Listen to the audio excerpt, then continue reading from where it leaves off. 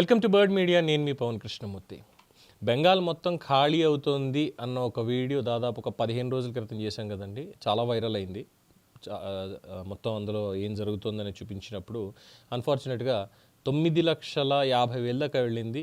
Almost 1 million వెళ్ళిపోతుంది అనుకున్నాను video. But YouTube వాడు దాన్ని తీసాడు.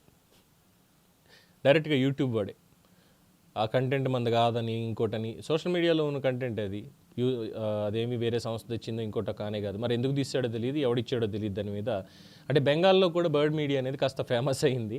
గతంలో ఉన్నటువంటి అక్కడున్న కనెక్షన్స్, ఫ్రెండ్స్ వాళ్ళు కూడా కాల్ చేసి ఏంటి పవన్ భాయ్ మీరు బెంగాల్లో కూడా ఇది చేస్తారా, ఇంత ఫేమస్ అవుతున్నారా అని కొంతమంది అంత లేదురా బాబు, ఆ సాల్ట్ లేక్ దగ్గరను లేదు అంటే ఆ టెక్నోపోలిస్ అనేది ఉంటుంది మిడ్నాపూర్ పక్కన. సో కొన్ని పేర్లు గుర్తురా అట్లా నాకు తెలిసిందంతా ఆ మైదాను, పార్క్ స్ట్రీటు, లేదు అంటే టెక్నోపోలిసు, ఆ ఏరియాలో ఇండియన్ పేటెంట్ ఆఫీస్ ఉంటుంది. ఆ ఏరియాలో అక్కడ ఒక 3-4 నెలల పైన ఉండి రావడం జరిగింది. సో అక్కడ ఉన్నటువంటి స్నేహితులు వీడియో చూసి ఏంటి బెంగాల్లో కూడా పెట్టారా అని చెప్పి అడగడం ఇదైంది. సో సమ్వేర్ ఆ వీడియో తీసాడు. ఎందుకు ఇది చెప్తున్నాను అంటే the same kind of thing is happening in Bandra, బాంబేలో. ముంబైలో ఉన్నటువంటి ఈ బాంద్రా ప్రాంతంలో కొన్ని రోజులుగా భారీ యాంటీ ఎంక్రోచ్మెంట్ డెమాలిషన్ డ్రైవ్లు అనేవి దేశవ్యాప్తంగా చర్చనీయాంశంగా మారుతుంది ప్రస్తుతానికి. ఒకసారి చూడండి వీడియోస్.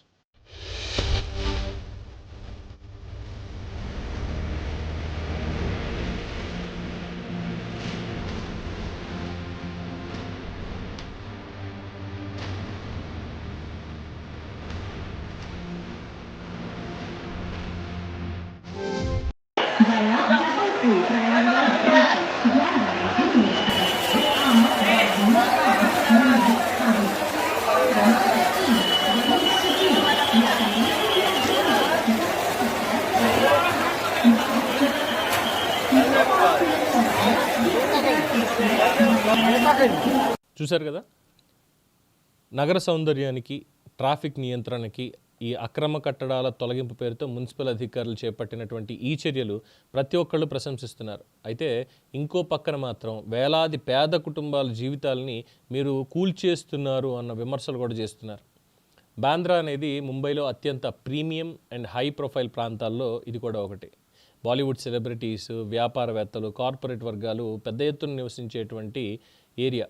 సో ఈ ప్రాంతంలో రోడ్ల పక్కన, రైల్వే ట్రాక్ల సమీపంలో కొన్ని స్లమ్ క్లస్టర్స్లో అక్రమ నిర్మాణాలు పెరిగిపోయాయి. అంటే ఒక 4 కర్రల వాతడం, ఒక రేకులు వేసేయడం, పైన రేకేసేయడం, అద్దెకిచ్చేసేయడం, ఇలా చాలామంది కొంత చేస్తూ వస్తున్నారు. కొంతమంది ఎంకరేజ్మెంట్ అంటే ఆక్యుపై చేసుకొని వాళ్ళు అలాంటిది కట్టుకుని వాళ్ళు కూడా ఉంటున్నారు.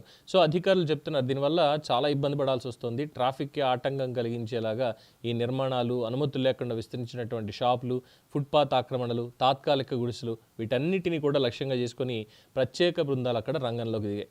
సో భారీగా బుల్డోజర్లు, మున్సిపల్ సిబ్బంది, పోలీస్ బలగాలు పాల్గొని ఉదయం వేళల నుంచి అధికారులు ప్రాంతాలను చుట్టుముట్టి కూల్చివేతలు ప్రారంభించారు. కొన్ని చోట్ల ప్రజలు నిరసనగా ఏళ్లుగా ఇక్కడే జీవిస్తున్నాం, ఇప్పుడు ఒక్కసారిగా వెళ్ళిపోమంటే ఎలా అంటూ ఆవేదన వ్యక్తం చేశారు. మహిళలు కానీ, చిన్నపిల్లలు కానీ రోడ్ల మీద కూర్చొని నిరసన తెలపడం, తమ సామాను రక్షించుకునేందుకు ప్రయత్నించడం వంటి దృశ్యాలు అక్కడ భావోద్వేగానికి గురి చేస్తున్నాయంటున్నారు. అధికారుల వాదన మాత్రం ఇంకా భిన్నంగా ఉంది. సిటీ డెవలప్ అవ్వాలి, ప్రజా భద్రత అనేది చాలా ఇంపార్టెంట్, దీనికోసం ఈ చర్యలు తప్పనిసరి అయ్యాయని చెప్తున్నారు. వర్షాకాలం ముందు ఈ డ్రైనేజీల మీద ఉన్నటువంటి ఆక్రమణలను కనుక తొలగించకపోతే వరద ముప్పు అనేది పెరుగుతుంది, అది మంచిది కాదు. రహదారులు కూడా ఇరుగ్గా మారడంతో అత్యవసర సేవలకి కూడా ఇబ్బందులు ఎదురవుతున్నాయంటూ చాలామంది వివరిస్తున్నారు. కొంతమంది వ్యాపారులు అనుమతుల పేరుతో రోడ్లను ఆక్రమించేసి అక్రమంగా నిర్మాణాలు చేపట్టారని అధికారులు వెల్లడించారు. ఇక సామాజిక కార్యకర్తలు, హక్కుల సంఘాలు మాత్రం ఈ చర్యలపై తీవ్ర ఆందోళన వ్యక్తం చేస్తున్నాయి. ప్రత్యామ్నాయ నివాసం కల్పించకుండా పేదల గుడిసెలను కూల్చేయడం మానవతా విరుద్ధమని చెప్పి వాళ్ళ విమర్శ.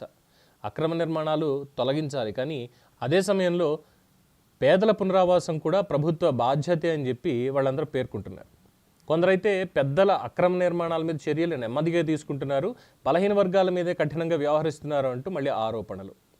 సో ఈ డ్రైవ్కి రాజకీయ రంగు కూడా పూర్తి చేశారు. ప్రతిపక్ష పార్టీలు ప్రభుత్వాన్ని టార్గెట్ చేస్తూ నగర అందం పేరుతో పేదల జీవితాలని నాశనం చేస్తున్నారు అంటూ మండిపడిపోతున్నారు. అధికార పక్షం మాత్రం ఒకటే చెప్తోంది, నిబంధనలు అందరికీ ఒకటే, ఇందులో ఎవరికి ఎగ్జామ్షన్ అనేది లేదు అంటూ వాళ్ళ చర్యల్ని సమర్థించుకుంటోంది. సో బాంద్రాలో జరిగినటువంటి ఈ ఘటన ముంబై వంటి మెట్రో నగరాల ఎదుట నిలిచిన పెద్ద ప్రశ్నని మరోసారి బయటపెట్టింది. నగర అభివృద్ధి ముఖ్యమా, లేక అక్కడ దశాబ్దాలుగా జీవిస్తున్న పేదల జీవన హక్కుల అభివృద్ధి మరియు ఈ మానవత్వం మధ్య సమతౌల్యం ఎలా సాధించాలి అన్నటువంటి చర్చ ఇప్పుడు మరింత బలంగా వినిపిస్తోంది. సో బాంద్రాలో సేమ్ ఇక్కడ కూడా ఇంకోటి తీసుకొస్తున్నారు ఏంటంటే ఈ ఎంక్రోచ్మెంట్స్. మొన్న బెంగాల్లో కూడా అయింది. రైల్వే ట్రాక్ల పక్కన ఎవరైతే ఆక్యుపై చేసుకుని ఉన్నారో వాటిని అన్నింటినీ కూడా బుల్డోజర్ ట్రీట్మెంట్తో క్లియర్ చేశారు. సేమ్ దాని నుంచి ఇన్స్పైర్ అయినటువంటి బాంద్రా మున్సిపల్ కార్పొరేషన్ వాళ్ళు బుల్డోజర్స్ తీసుకెళ్ళి ఉన్న ఎంక్రోచ్మెంట్స్ అన్నీ కూడా కూలగొట్టి వచ్చారు. ఇప్పుడు వాళ్ళని ఎలా పంపించాలి, ఎక్కడికి పంపించాలి అంటే వాళ్ళు అసలు అక్కడ ఎందుకు ఉండాల్సి వచ్చింది, ఏం చేస్తున్నారు, అసలు ఎక్కడి నుంచి వచ్చారు అన్నటువంటిది కూడా చాలామంది అనుమానాలు వ్యక్తం చేస్తున్నారు. సో ఇంకా ఇన్వెస్టిగేషన్ సాగుతోంది. అసలు ఉన్నటువంటిది అక్కడ లోకల్సేనా, లేదంటే వేరే దగ్గర నుంచి ఎవరైనా వచ్చిన వాళ్ళు ఉన్నారా, ఇది అక్కడ చాలా సంచలనంగా ఉంది. చూద్దాం రేపొద్దున ఇంకే స్టేట్కి ఇలా అవుతుంది అనేది. దీని మీద మీ అభిప్రాయం తెలియచేయండి. చూస్తూనే ఉండండి ది బర్డ్ మీడియా.